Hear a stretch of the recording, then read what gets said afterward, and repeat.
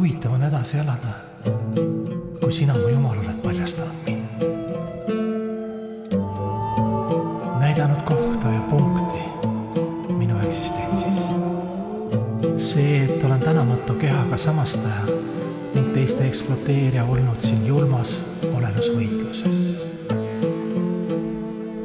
Ja siis tulid sina oma ilus ja armulikkuses ning näitasid oma tingimusteta armastuse puhtust.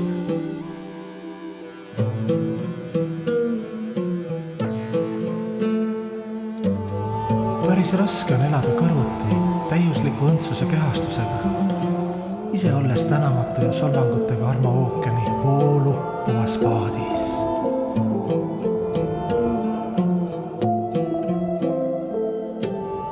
Muidugi, kõik on ju võimalik allika halastusest ning me kõik oleme ju igavesed puhtad hinged. Las siis olla see välja teenitud valu. Ma õpin sellega elama. Aga kuidas andestada endale pärast seda kõike, pärast seda suurt paljastust? Elada edasi, armastada paremini,